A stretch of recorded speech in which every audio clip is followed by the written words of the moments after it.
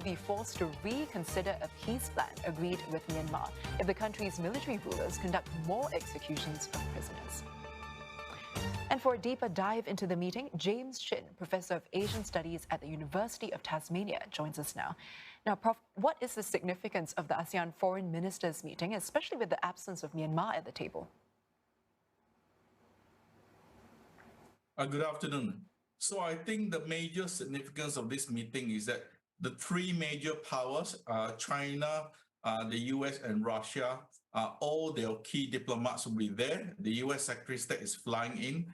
The Chinese foreign minister is also flying in. Of course, the Russian foreign ministers will be flying in. So that's the opportunity for them to discuss the key issues facing the world, which is the Ukraine issue and also the rising tension between the US and China, especially in the background of the US speaker's visit to Taiwan. And as you mentioned, all eyes are now on Nancy Pelosi's visit to Taiwan. What are the implications of that for ASEAN in the region? There's no direct implications for the ASEAN region. It's just that China is, has to show that it has to assert some strength simply because it made very clear its views that the speaker should not be visiting Taiwan. But despite making views clear, the speaker did fly from Malaysia to Taiwan yesterday. So that sort of set the background for this tone that we're seeing now. But of course, ASEAN has its own issue to deal with. So in terms of the ASEAN issues, of course, they want to talk about Myanmar, which will be top of the agenda. As you mentioned, the Myanmar delegation has decided not to come. Part of it is because they do not want to be pressured directly face-to-face by ASEAN. It is quite clear that from the ASEAN side, even Cambodia, a strong ally of Myanmar, is not very happy with what happened when Myanmar executed the four political politicians in Myanmar recently. But on top of that, I think for ASEAN itself, they're very worried about the reputation because, as your viewers know, last year they came up with a 5-point solution that bent over backwards to deal with Myanmar. But basically, they've come to the conclusion that none of the 5 points were implemented and nothing has happened in Myanmar since the agreement came through last year.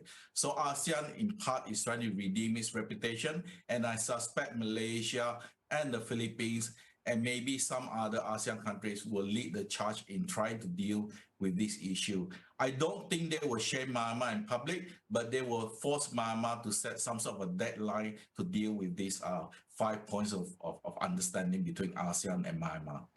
And in this slide, Professor, what else can ASEAN do at this point to respond to what's happening there and also to redeem their reputation, as you say? There have been talks of reconsidering the 5-point peace plan. What do you think that might look like? I don't think ASEAN will try to review the 5 points. They had lots of problems coming to a consensus of the 5 points in the first place. I think what they'll do now is that they'll concentrate on the implementation part. I also think that ASEAN will try to play a role with the ongoing crisis in Northeast Asia over the Taiwan issue. ASEAN will try to act as a go-between between the three major powers. I don't think anything will come out of it. But I think the other track that ASEAN is working on, of course, is that ASEAN is always very interested in economic issues. So I think the RCEP will come up. I think the American-led Indo-Pacific Economic Framework will come out. And I think post-COVID-19 recovery thing, this will be some of the key things that they will try to deal with on the sidelines of this big tension that's building up in Taiwan. And in the backdrop now of Nancy Pelosi's visit to Taiwan, tensions between US and China are at a high. So are we expecting China's Foreign Minister Wang Yi to change plans for China in the Indo-Pacific region? No. I think it is quite clear that the Chinese really can't do anything. They can't be seen to be backing down. There's a very important party elections that's coming up in China.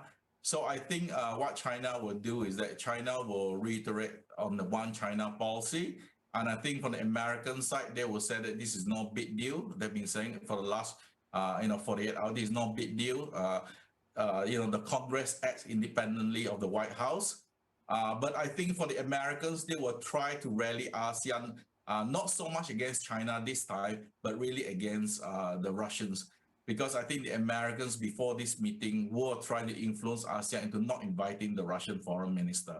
I think they're trying to isolate Russia now. So for the Americans, I think the key item is the Ukraine issue.